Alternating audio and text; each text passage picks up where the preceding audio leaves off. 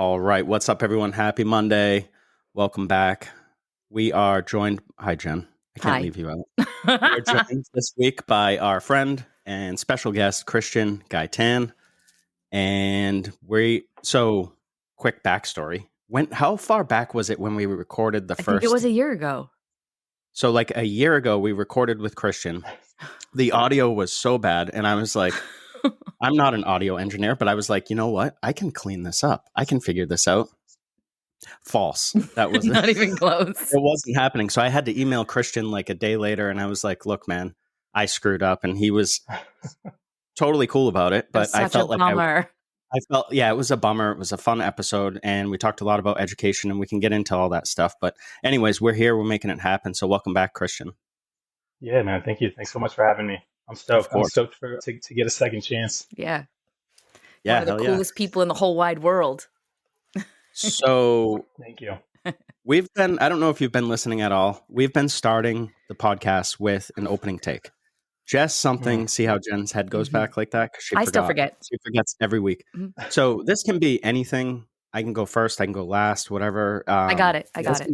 This can be business related. This can be hair related or just life or whatever, anything. So Jen, you want to start then? Yep. I just came. I'm excited. Go for it. Okay. All right. So my opening take is going to be a little personal story to like what maybe can inspire someone to do what I'm doing this year. So in 25 years behind the chair, I have never taken off the Monday before Thanksgiving, which is today. And I have never taken off a whole week of Christmas through New Year's to spend with my family. I've always worked. And it came to the holiday and I was so tired that most often I could barely stay awake to actually enjoy the holiday. And then there was so much stress leading up. And I was inspired by someone who I met, Christian, you know her. Her name is Shannon. And last year she had posted how she took off the week to Christmas and it was the best thing she ever did. So I had put that kind of in my notes and I was committed. And here's what I did wrong. I kept still booking people and then unbooking them because I felt like I need to do this. Like my bad habits kept creeping up. But I have committed. Today I am off from the salon and it's going to be great. And the whole week from like the 21st through January 2nd, I have taken off and just to spend time with my family. First ever, super proud. And just thought I'd share that because maybe it inspires someone else to do that either this year or next year. That's awesome. That is good stuff. Thanks. Super proud. Christian, you want to go? You have an opening take? I don't know that I have an opening take. I mean, that was such a good one. I feel completely unprepared. That's okay. I usually do too, so it's totally fine. So I'll go, and it's going to sound like a total ripoff. Mine was just going to be some advice, and I was just going to say, like, work can wait. Like, really try to be there for Thanksgiving, however you celebrate, friends or family. It doesn't matter, but take some time for yourself. I always tell the story, like a funny story of how they tell you to put your mask on first on an airplane if there's ever an emergency. If you don't take care of yourself, you can't help anybody else. And we're in an industry where there's a lot of helping. You have people that came before you that you rely on their expertise to get you where you want to be. And then you hopefully help the next generation, unless you're a jerk and you don't, but you know what I'm saying? But yeah, you've got to recharge and you deserve it. Just like Jen, like we work hard throughout the year and take some time, just take a breath, take a walk, anything, whatever. So if you're listening out there, go do that now and then come back and hit play. Go take a walk. Take a walk. Yeah, go take a walk. I think last week I offered eat a salad. That was my opening take. Eat a salad. Eat a salad. You tell our staff that all the time. I do. Drink water, eat a salad. So right choice. Yeah. We were talking last night, Jen, and we want to get into, if it's okay with you, Christian, a little bit of like your background, but even back towards like childhood. What did that look like? Where did you grow up? What was life like? And I said this last night, it might seem silly. Like I feel like if I explained my childhood, people from this area would be like, yeah, that's like all of us. But someone from a city might be like, whoa, that was way different. So you never know. Like, and we think it's important because that's the foundation that was laid to get you where you are today. Yeah. Even though it might not seem like it for people because we live in the world of social media and everything is instant and we only see like, you know, Christian awesome, you know, this awesome guy that helps people cut hair better. But what did childhood look like? Childhood, look for me. Well, I'm from an hour south of Chicago, and I would say that it's not really a suburb. You know, it's pretty far out there. We're a little bit more rural, and very middle class area. I grew up in a huge family. My immediate family is not super big, but lots of aunts and uncles, tons of cousins. I'm talking like 30 cousins during the holidays.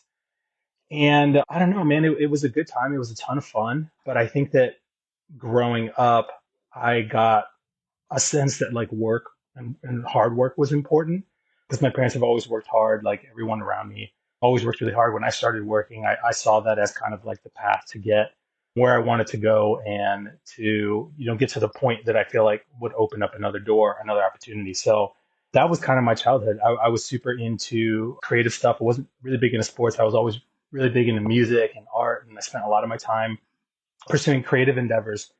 Back then when you've got endless amounts of time, I spent a lot of that time drawing and playing music and just imagining and being creative and trying to create, I feel like, the world that I wanted. Do you know what I'm saying? So it was a lot of creativity.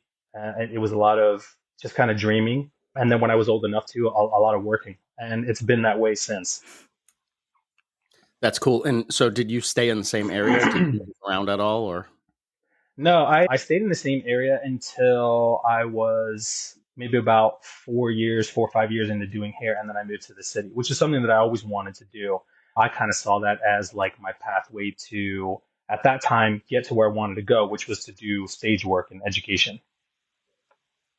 Very cool. And so Yeah. how did you enter the hair world? Was that right out of high school, or was there other things that So when I graduated from school, I did a year at the American Academy of Art, and I didn't really know what I wanted to do with an art degree. So rather than spending the money, because it was super expensive to go there, I decided I would take some time off to try to figure out what direction I wanted to go. And at that same time, I was playing in a band, and the band that I was playing in, we were starting to tour a little bit. We were playing a lot more shows. We recorded this like really short, like 7 song EP, and my focus shifted, and I was like, well, maybe I won't go back to school. Maybe I'll just do this music thing because it's a ton of fun and we seem to be pretty good at it. But in the meantime, I needed to figure out a way to supplement my income. So I was trying to figure out trade schools that I could go to. My dad and a lot of my relatives were, worked in construction, doing everything from like roofing to masonry to pouring concrete and construction and that sort of thing. And so I had a quick thought. I was like, I don't know that I want to work that hard. You know what I mean? Because that's like backbreaking labor. And I would see, how hard they worked, and they would come home and they'd be super tired and all beat up and work accidents and stuff like that. So, now my list of trade schools is like really narrowing. But then I kind of thought, music at that time, like music and hair and fashion, like this was the scene in like 2003, 2004. So I was like, let me go to hair school. How hard could that be? And so I enrolled in beauty school without knowing anything about hair other than just, you chop it up with a pair of kitchen scissors in someone's bathroom. And then I got to learn a little bit more about it. And that was kind of like my first introduction into doing hair, was just kind of like, I took a chance on something that I thought would help pay for my band. That's awesome. Yeah. That is really cool. And so did you have a family at that point? No. I mean, aside from, my parents and my brother and my sister, no. Right. Yeah. Yeah. But no marriage, no. So did you have a No. girlfriend at the time, or were you No, just no. Cool. Not while I was in beauty school. No, I mean, at that time, I've always been a really focused and passionate individual when it comes to the things that I'm like really into, right?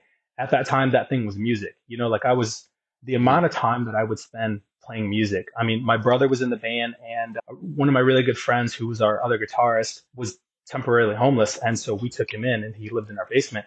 And so I would, go to work, and I worked at like an Arby's or something like that. And then we would come home at night, and we would spend hours till like 3 or 4 in the morning, like writing music. So I've always been like, whatever the thing that I'm doing, like I'm doing it 110%. All in. And so that was like my only focus, was music and writing music and trying to figure out how we could get our band signed and how we could tour more and how we could record a full album and that sort of thing. Wow. And where'd you go to Yeah. hair school?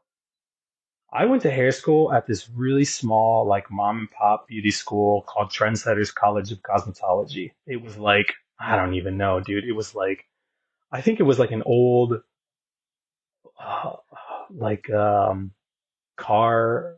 sales, you know what I'm saying? Like I think it was like that type of thing. I know that it was something before it was a beauty school, and it didn't look like a beauty school because it was a bunch of like small random rooms, you know. I think there was an apartment upstairs. Like it was really humble, but it was awesome. I had a really good time. I assume There they was don't exist still. Yeah, yeah. No, actually, they became later on a Paul Mitchell school and like Oh, moved locations okay. and but yeah, there was an apartment above our barber school that I went to, Jen. yeah. There was an apartment above the hair school I went to. That is kind of That's weird. interesting. That is cool. Yeah. Hey, they had boarding. So how you go to hair school, and I know you did like I feel like you were educating right from the beginning, if I'm correct on this, and sort of got into platform Yeah, work, I think fairly yeah. early on. Am I correct?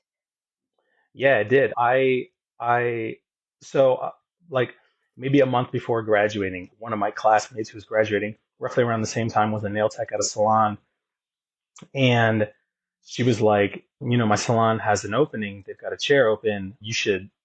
So I did that. But during that same week, the school that I was going to, they were like, hey, have you ever thought about like getting into teaching? And they were, trying to recruit me to become an educator at that school. So I was like, I've got these really two awesome job opportunities lined up. And I actually ended up taking them both. So I would work part time in the salon, trying to build a clientele because at that time, the area that I'm from, there wasn't really a strong assistant culture. Like you graduated and you got a job and that was it. Like you're working now.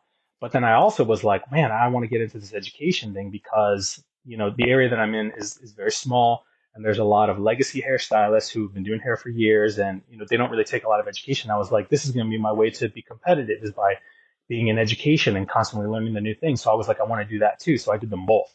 And that was how I got into education was I became an educator at the school that I graduated from only, a month before. So That's awesome. yeah. Where, where or when was there a transition from your focus on music? Had that been something you actively thought about? Was it something that just slipped to the back burner? Because you said you were focused on trying to get a band signed, and now all of a Yeah, sudden yeah. you're teaching in a school. That's funny. About halfway through beauty school. Yeah, about halfway through cosmetology school, I was like, man, this is really awesome. And I'm like, I'm pretty good at it. And we would have these guest artists that would come in, at the beginning of every month and they would like share their stories and that sort of thing. And that was when I really started meeting people who I was like, wow, like these are entrepreneurs and they travel the world and they're these super important pillars in their community. I was like, I didn't know that hair was like that. You know what I'm saying? So it was about halfway through where I was like, I don't know that I want to do music anymore. I think that I want to shift like my obsessive, passion, focus from music to hair. And then that's what I did. That's awesome. And do you still play? You dabble at all? Not really. It's really Yeah. hard to find the time now, like at the point in life that, we're all in where you've got kids and family and work and all these other little things that kind of take up the gaps of time in between. It's really difficult, I feel like, to do that. And also I'm just not as sharp as I used to be. If you don't use it you lose it, and I definitely don't have the finger dexterity anymore or the creativity anymore, so not as much as I would like to. Cool. Can we And find so one of these old albums somewhere? I was I gonna actually Yeah, I actually do have the old EP. It's a couple of MP3s in like a Dropbox type of situation that my brother sent me. I might need That's to really listen to cool. this. Yeah. So what happened next? How long were you at the school teaching and at the salon working? So I was at the school and salon for about 4 years, and then I got wind that another school was opening up in Chicago, a different set of owners, but still in the Palm Mitchell world. And I was like, this is my ticket, right? I've always wanted to live in the city. I've always wanted to move there. So I was like, let me go interview there.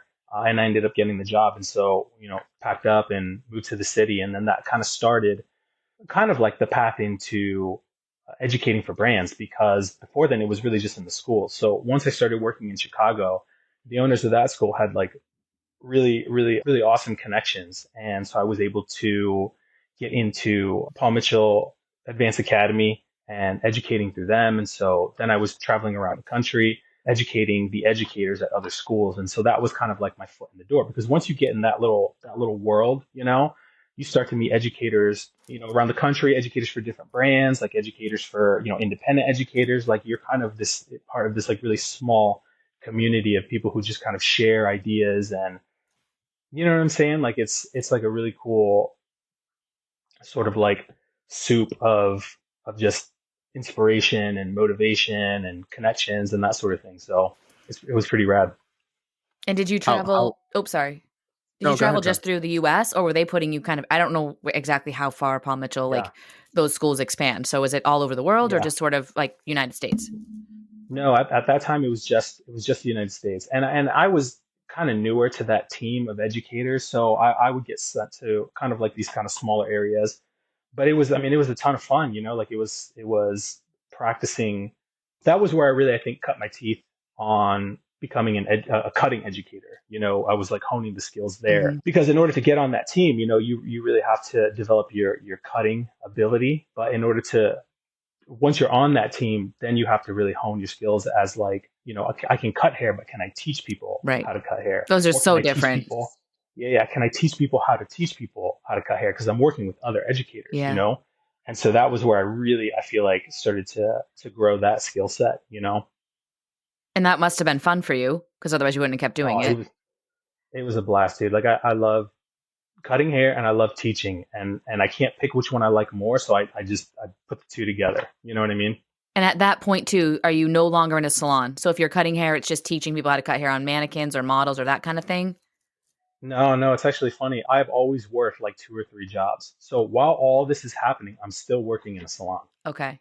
Which is cool because Yeah, I think that's even more relatable. I know even when I yeah, teach, yeah, like you get out there and if you're still behind the chair, there's so much more you can offer than just do a haircut like this because you've been in so many real life scenarios, right? Where you can help yeah, people pivot through that. yeah, totally. And I think that was aside from the fact that I like being busy. You know what I Mhm. mean? Like I like feeling productive and specifically productive in hair and in teaching and in that sort of thing. I was always really important for me to work behind the chair because I felt like that gave me much more credibility. Do you know what Mhm. I mean? It gave me Yes. a lot more experience that I could draw from, and people taking my classes or people learning from me could see that like I'm not just presenting the Mhm. prepared material, I'm presenting material that's being used. You know Right. what I mean? That has something to support it and back it up. So it was always really important for me to do that. I think in today's world, that probably sets you so far apart because I think there are a lot of educators out Hmm. there that are just educating. They're not behind the chair. They don't have that real life experience. And I Hmm. think then when you're talking to a group, sometimes I find educators are talking up here and the group they're at is Yeah. down here. And they can't seem to connect that because they're not doing it in real time.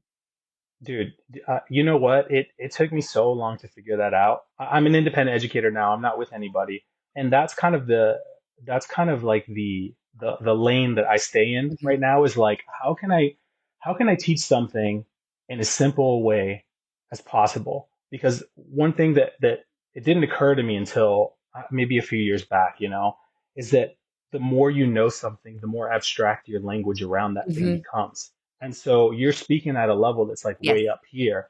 And like you know what you're doing, like totally, no doubt about that. But if only a small percentage of the classroom can follow you, like it's not, you know what I'm saying? I Like it's not doing absolutely. anybody any good. Yes. So you know, I really where I'm at now and how I teach now is I melt away all of the complex language, all the, you know, the lingo. I want to melt it down as simple as Mhm. possible because I work behind the chair full time, and the average person who's taking my class works behind the chair full time. They're not an educator. They're not trying to get into educating. They're not trying to understand anything on any deeper a level than Mhm. can I build a clientele. Does that make sense? Yes. And so that's kind of where I'm at. I love that you said that because I 100% agree. Yeah, I think I it's have two. oops, go ahead, Todd. It's okay. You can keep going if you I was want. just saying, I think it's a huge disconnect when people take a class now because they are like, well, that wasn't worth my time. And I think if you're in a situation like the three of us here, you have a family, you have kids, you have all these things. So if I'm going to give up my time, it best be worth Mhm. it. And I think most people in our world sort of want that information, just like you said, as quick as possible, as simple as possible, so that they can actually use it. I've taken tons of Yeah. classes where I'm like, that's not very applicable for me. I can usually pull things out, but I've watched other people in it and they're just lost and they're not taking anything Yeah. of it. And usually those people, yes, they know what they're talking about. They can cut hair fantastically, but they're not actually helping the people that are there get better at cutting hair. And I think a lot of people hide behind just doing color and they do decent haircuts. And I think a lot of people in the world are used to crappy haircuts, but they can't get much better than that. And it's sometimes, I think, stressful for people to go to haircutting classes because they really don't know how to cut hair, and it exposes that. So I think if you can make it fun, playful, and like you said, talk to them at the level they're at, and maybe then they take that next step. But generally just give them basics and foundation, and they're like, wow, I didn't realize why I was doing that, or I didn't realize if I did that, it would make difference. And I think I think you have game on that one. Yeah, dude. Yeah, I agree hard. I had two quick things to say. The first was, I've talked to a lot of people that for their education, like they might be at a salon and they're like, we do a lot of education. And I'll say, what does that look like? And most people that I talk to are like, well, they might have some classes or whatever come in once in a while, but it's mostly like, oh, we just watch like whoever's the busiest. And I think to myself, like so if I watch Jen while she's working in the salon at speed, like her normal like workflow, there's not a lot that I'm taking out of that. She's got 27 years of experience on me, like a head start. So I think that sets people up for the whole, like, just, I think there's value in observation, but if that's your whole like game plan, I think you should probably reevaluate. Look at it. Yeah, I agree. It's so like watching anybody watch, I don't know, any profession, watch them work at speed, and you're going to be lost in 2 seconds. Yeah, and that might work for a really small percentage of people, but for the majority of people, yeah, I agree with you. They're not going to be able to keep up. The other point I wanted to make was, you are an independent educator. I wanted to say congratulations, because that's really cool. Yeah. And if you wouldn't mind, how did that come about? And if there's anything negative, you can leave that part out. But like, you just decide to not be part of a brand, or were you? I'll let you take it away. I think I was just ready. Like I spent so much of my time educating for brands, and I loved it. And I'm glad that I did that, because I made a lot of friends, I made a lot of connections. Obviously, opened up a lot of doors. It helped with my exposure, with the exposure that I would later need in order to go independent. But I'm kind of at this point where, going back to the very beginning during the open, I've always been a worker. Like, I've always been somebody who I like being busy. I like being productive.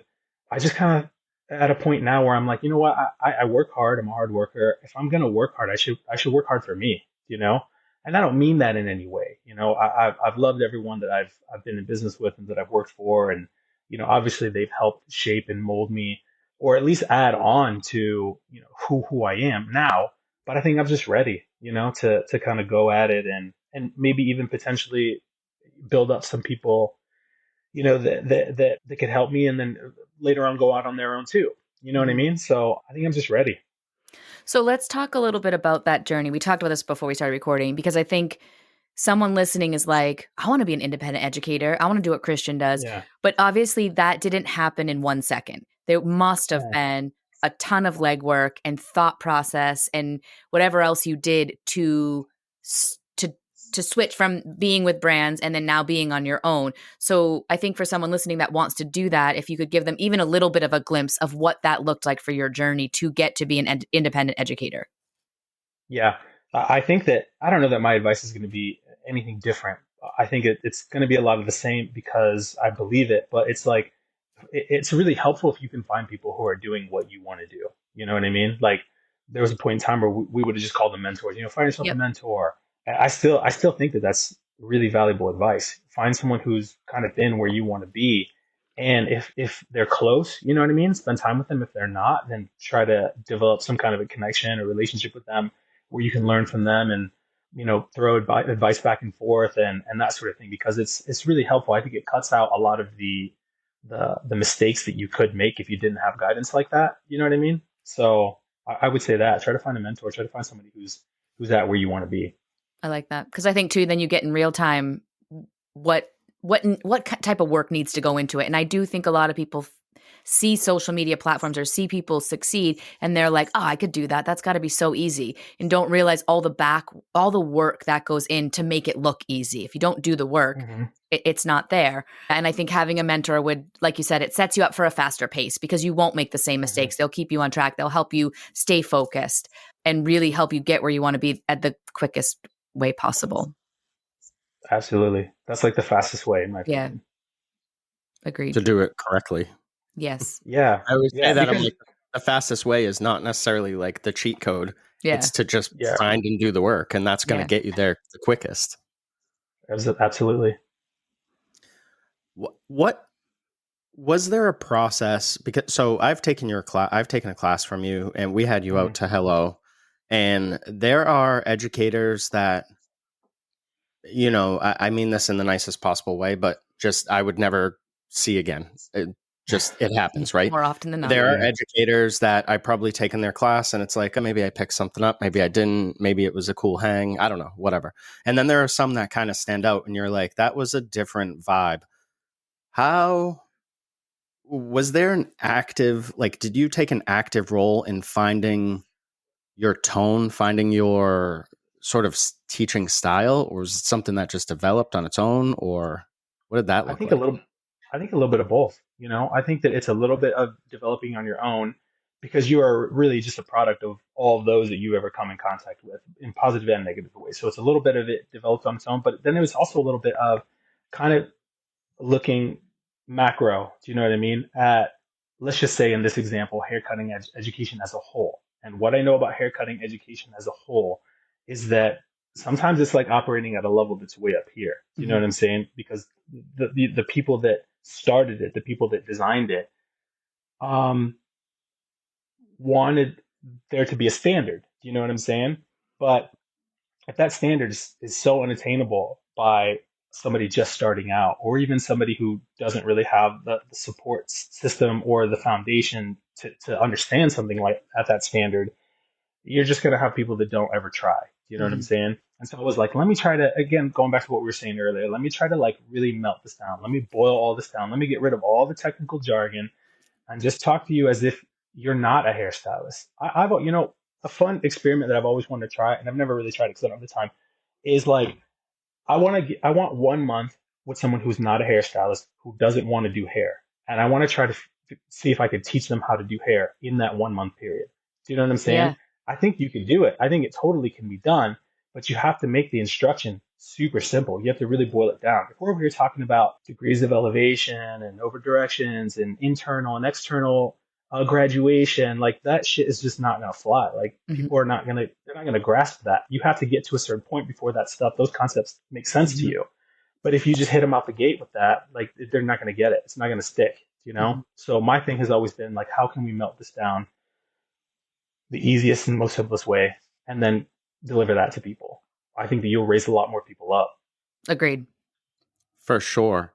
You know what's funny about that, Jen? I don't even know if I filled you in on this, but a while back, I had an idea for like a YouTube series. And I was like, stylist wife teaches barber husband how to color in 30 days.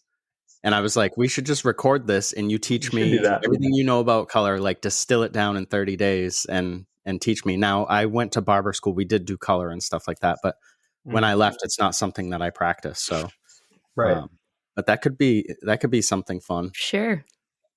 That could be very interesting. I mean, I'm in, hey, I'll maybe, teach you. maybe, maybe with one of my kids. If one of my kids gets a little older and decides they have an interest in Yeah. hair, that'll be where I get to do that. It's funny you say that. So our daughter, she's 9, and I've been teaching her a Mm. little bit. I just let her with the mannequin cut a little, like sort of where we're at. I'm like, let's see if we can do this. Cause also I'm like, then you could do my hair. And I'd be super pumped because if I can teach you how I want my hair done, this is gonna be great. Yeah, dude. So I think you should. I think so too. you definitely should. She loves playing with those mannequins. Yeah, no. Christian, I'm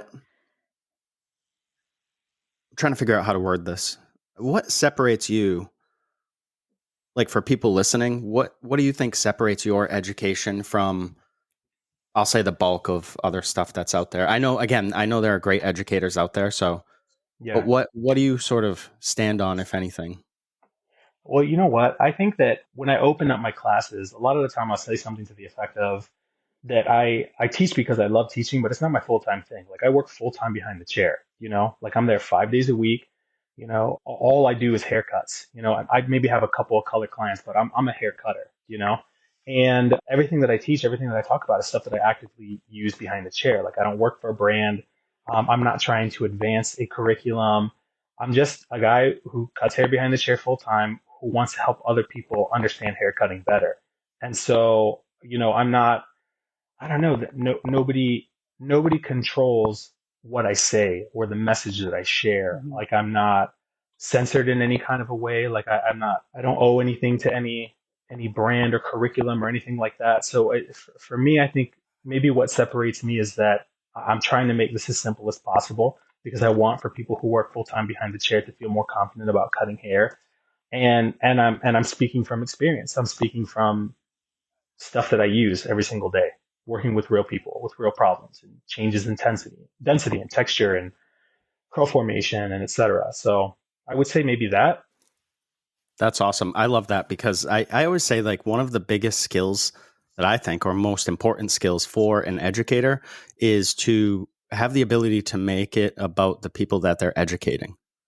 Yeah, So many times, Jen can attest to this too. We've walked into classes and there's like 15 or 20 minutes of like a story, like a background story about this person's life. And yeah, I'm like, am I here? What am I here for? You And hear I physical love therapy? getting the background. Yeah, we need yeah, almost that should almost be a podcast episode. Like I yeah. love obviously getting people's background because it's how they got to where they are, but some of them are like drawn out and it's like it almost is like a waste of time and Mhm. it feels like Totally. they're using their platform for them, not necessarily for the student. Yeah. And I think that's a shame because the best classes that I've been to, you can take something and immediately apply it, which is it sounds like that's your goal for the hmm people taking your classes. Oh, 100%. Because you're right now, you're talking about intros and stuff. My intros are like less than 2 minutes. Yeah. I just like to get right to work, because how many times have you been in a class and it's just like the intro just drags on It and then everybody's got to share a fact about themselves and so what's your favorite? Tell us your favorite this. And it's like, dude, you paid a lot of money to be here. Like, we don't want to be sitting here for 15, 20, 30 minutes getting to know each other. Like, we could do that after yeah. when I add you on Instagram. You know what Yeah. I'm saying? Like, teach me something, dude. So Yeah. I think Jen, we've been to classes where all of a oh, sudden there's like a DJ I and I'm get like, why is everyone yeah. dancing? And I'm like, what is happening? Yeah, There's like flashing lights and Yeah. not to I knock that stuff. I guess there's value, I guess, there, but it's no, not it's my not. style, I guess. I think Yeah. Christian It's a and vibe. I've taken one of your classes and I think very highly of you as an educator and just as a human in general, but Thank you. what you bring to the table is I feel during COVID there was a lot of people that were really great at online education and I think they thrived in Zoom type education, which I think there's a time and a place for. I think what's happening Mm. now is this in-person education is ramping up and people are realizing kind of what you said, Todd, and what you, Christian, agreed with was you can't just watch demos all day. At some point, you got to get hands on and you need a mentor. You need someone to be like, hey, do you realize you're holding your hand here, your scissors here, or whatever? And I think those people that did really well with all those Zoom trainings and really stopped working on getting in person and working with people one on one are going to struggle in this next transition. And I think what you've managed to do, and probably like you said, you like to be busy, you like to be hardworking, is you can figure out you've come up with your platform for online learning, but you've also at that point haven't stopped doing your platform for in-person learning. And then you're behind Yeah. the chair doing it every day like the rest of us. So it's like this perfect circle of you're able to reach everybody on every single level. And I don't Mm. believe there's a lot of people out there doing that. I think one thing is like they're teaching too far up because they think they're supposed hmm to, because they think that makes them look smarter, which all it does is take the class and make the class feel dumber. Like, so you've missed hmm all of that. And then in the same sense, they're not behind the chair. So they can't add the element of real life to anything they're doing. Like they're showing something and everybody in this class, and I've seen one that we were at recently, we took our staff to, and they couldn't figure out how to take all the different haircuts they learn in this class. And afterwards we talked through it, but they were like, how am I going to do this on my clients? Like they're not going to want me to Yeah. pull the hair here. They don't want me to have this. But there was never a conversation about, okay, in real life, you can do it this way. And on your client that wants it Mm. like this, you can pull the hair here. And that is a huge miss because what we can do on a mannequin all day, cool. Mannequin can't complain. But I want to take it and I Right. want to translate it. And I know for a fact that you do that skill very well.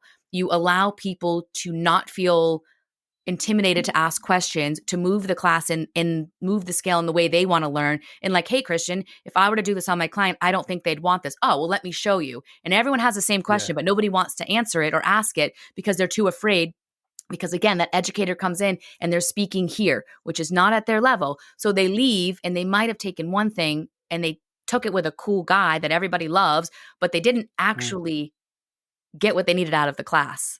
That was long-winded, but I think what you do very well is, I guess, bring it into real time behind the chair where they can take it home. So when people are looking at your class and like, how much money do I want to invest in my education?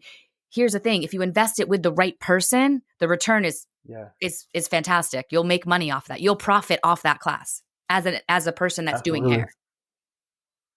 That's my spiel. Yeah. I like it. Thanks. So it's all right. I like when you have a spiel.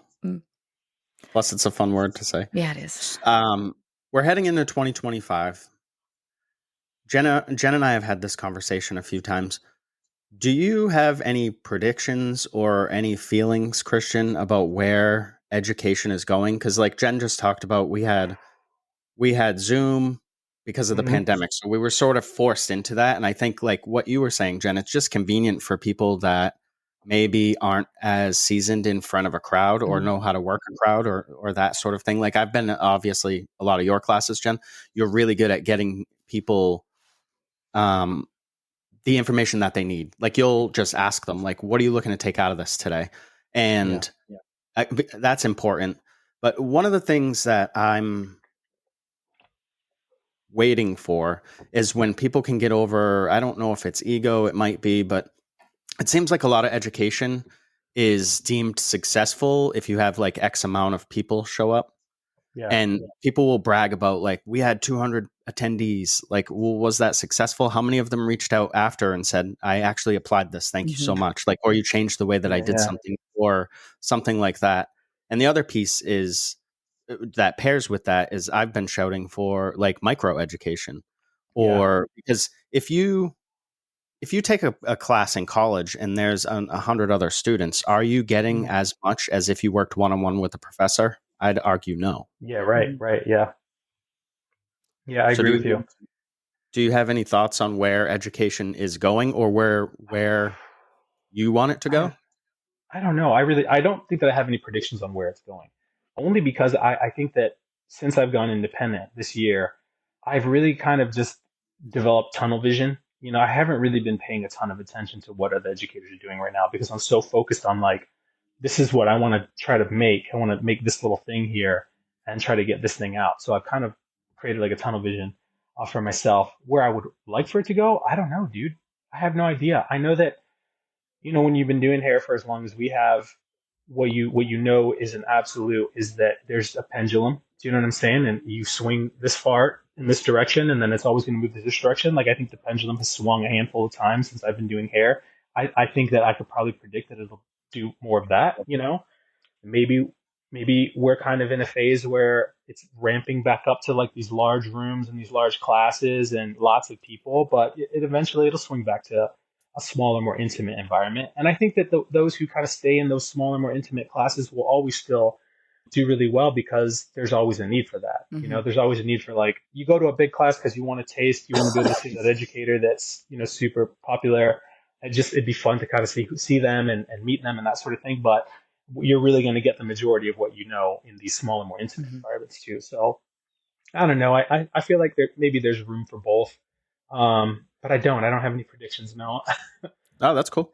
I like how you just said the tunnel vision, because I think especially right now with all the social media platforms, I think people are looking at what everyone else is doing and trying to copy rather than like, what's your vision and stick with it, right? Because that'll push you off course. Or you see people that look successful or doing certain things, you don't know, like you have no idea. So I love the tunnel vision of like, this is where I'm going. This is what education I want from Christian Awesome. And I'm just going to drive that home and not get distracted by all the noise that can be if I look to the right or the left. I think that's a great point of view for anything anybody does, is that tunnel vision of like, do you and do it really well and keep going.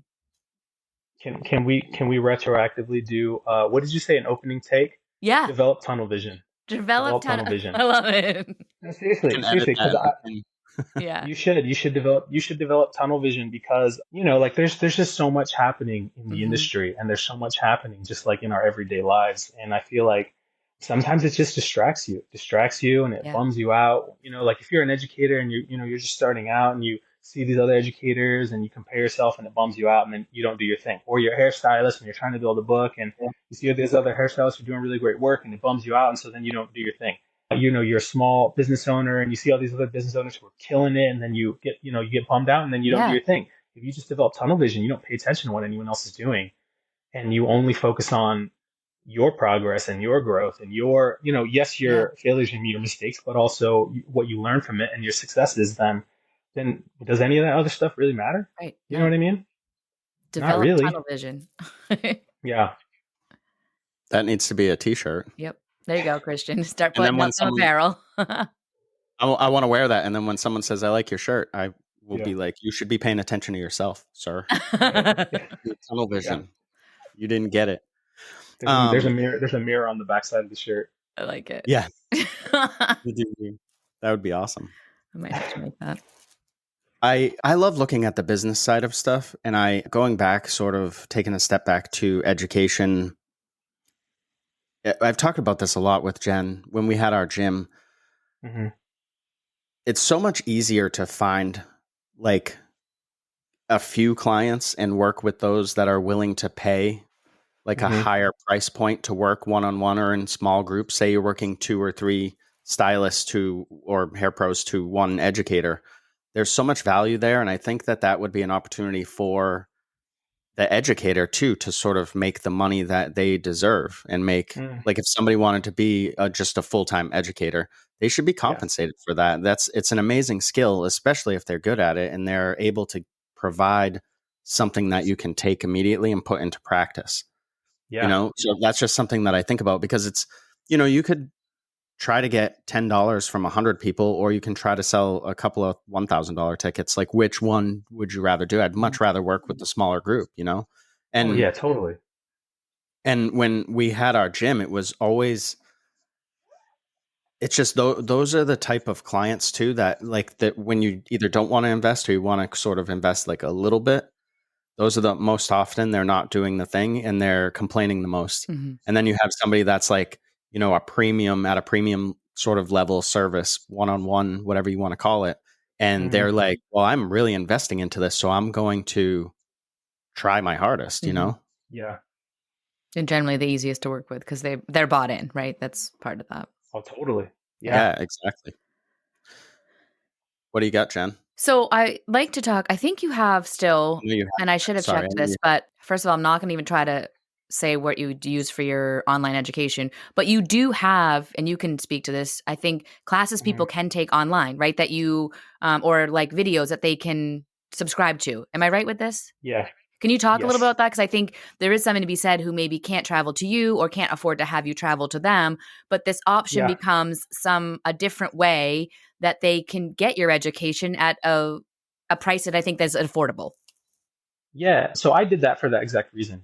I knew that going independent in the very beginning, because I wouldn't have the resources of a brand, would mean that I would start more local again, And so I was like, I feel like there should be an option. And I know that I'm not the only person to do this. There's tons of people, but there should be an option for somebody who, is say in, I don't know, Washington State, who wants to take a class to be able to take a class. And so what I do is I film a haircut once a month and I wear a little GoPro so you can get kind of a POV. And I film the whole haircut from the consultation to, the haircut to the finish.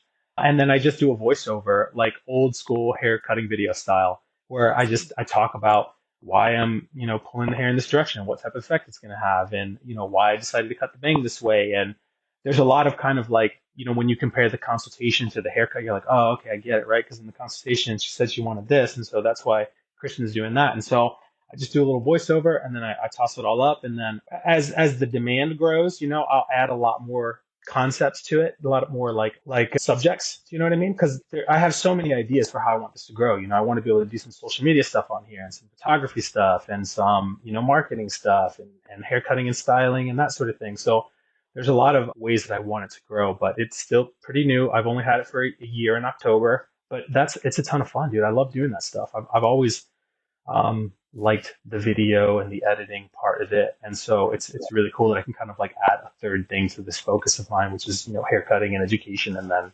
videography. Nice. And so when you launched Is this program, how much Mhm. content had you already built into it? I just started it with Oh, one really? video. That's Yeah, one haircut. Yeah, I I love didn't it. have any back. I had a couple videos like in backup in case I missed a month and I needed a video to pull Yep. from, but I started it with just the one because I was like, you know what?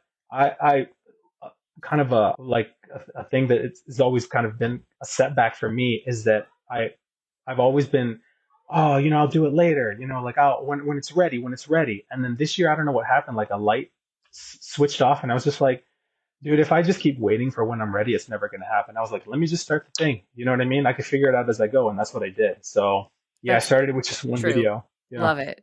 hmm And I think a lot of Yeah. people probably do exactly that. Like I'm going to do it. Or they're so Oh afraid of the yeah. judgment they're going to get when they put it out there Yes. that they never actually do it. And they're just literally thinking about it and it never goes anywhere. But hmm if you don't put yourself out there to be subject to it either being successful or not, you will never know. hmm Yeah, it's awesome. No, you won't.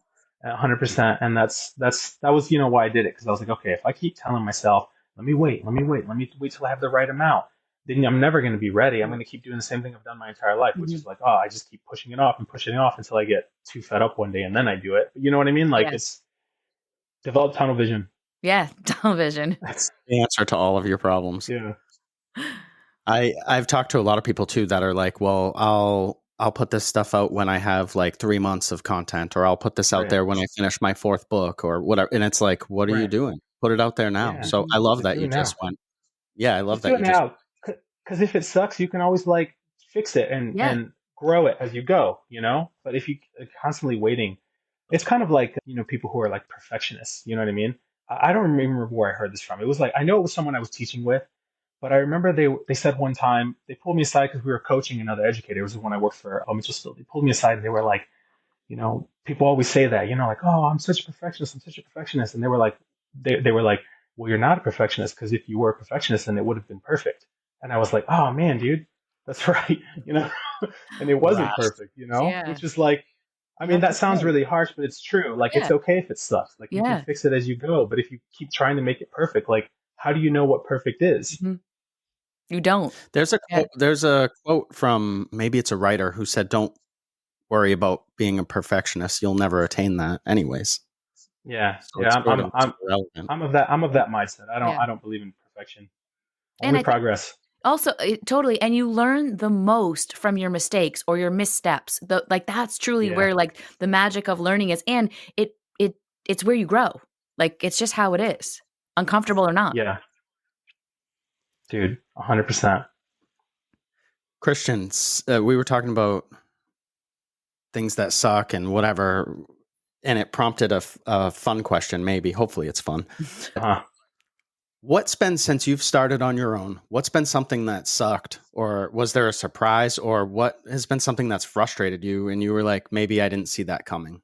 I don't know that there's been anything that has sucked. I would say frustrating is like, when you work for brands, you have all the resources and the support of the brand. Like they book the classes and you just show up and you teach and then you leave. I think maybe frustrating is even the wrong word, but I think just an eye-opening experience is like, okay, now I'm doing all the marketing for this class. I'm doing all the travel arrangements, and I'm, ordering the doll heads and all the supplies, and like I'm just doing all that thing. So it just adds more to my workload now that I'm having to do all of that stuff. But it's been fine. Like I feel like I figured it out pretty quickly. In the beginning, it was a bit of a learning curve because it was like, okay, I made the flyer and I put it out, but it's like, oh wait, now I got to order doll heads and I got to make sure that there's enough, gift stuff for everybody, and ordering chairs and catering, and so it's just been kind of a learning thing. It's like, okay, now I'm in addition to being an independent educator, I'm also an event planner too. So it's just like learning that stuff too. That's really cool. So what Yeah, if somebody wanted to follow in your footsteps, yeah. say you have somebody that's just finished hair school and they're like, I gravitated towards educating. I love it. It's where my heart is. What would your advice be, or like a roadmap, or however you want to put it? I would say like start teaching. Start teaching, even if it's not for a brand just yet. Like start teaching, even if it's like a coworker or a stylist with less experience than you, or try through a distributor to work for a brand. Like just start teaching right away, because you'll you'll start to develop like your style a little bit better. Even if in the beginning it sucks. Like my very first class like sucked. I still remember it to this day. Absolutely bombed it. But it made it so that the second time it didn't suck as much, and the third time it didn't suck as much. Do you know what I'm saying? So I would say just start teaching so that you can get into the habit of framing what you want to say in a way that makes sense for other people. And I think it also challenges you to think a little bit more about why you do the things that you do, you know? So I would say just start teaching. Love that. That's really good advice, because I think there's a sort of preconception, is that the word? That you have to maybe work in a salon for X amount of years before you can be a quote unquote educator. And I don't think that's true. I think some people are just really good at that. And why would we hold them back? We need more people to share their knowledge so that it lifts everybody, you know? Yeah, totally. Yeah. Totally. I don't think there needs to be like a right time or a right moment. I think that just start, and maybe some people won't like what you got to say and will want to correct you and want to fight you. And you should welcome that too, because it challenges you to think about why you do what you do. Do you know what I'm saying? Like, you know, I love it when I post a video and I get a comment that challenges the way that I do something. I think initially I get a little like, what are you talking about, dude?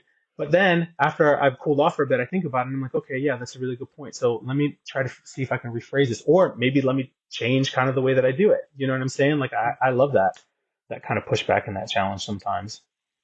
Love. Yeah, that's really cool. I know you've dealt with that. Yeah. Jen, yeah. Same thing. Challenges or not challenges, but people challenging you in classes. Like, well, why that or why that? And it's just you build up over time, you know? True story. What did you have any other questions, Jen? No, I don't. That was great. Yeah. Christian, what's next for you? Where can people find you? Let's talk about some of that stuff. People are interested, hopefully, in checking you out. So where can we send them? I would say that I'm mainly on Instagram. My handle's Christian Awesome. I'm on TikTok, and I've actually started to put a lot more of my focus there because, dude, I've been finding that more of new clients find me on TikTok now than on Instagram. So I've kind of been switching my focus, to TikTok. That's cool. Yeah, dude, it's been a ton of fun. Like I've been having a really good time there. And my handle there is, I think, Christian.awesome, because I couldn't get Christian Awesome. And then you can find me on Patreon, also under Christian Awesome. Cool. And Todd, you can link all that in the show notes too, right? We'll link all that stuff for you. Awesome.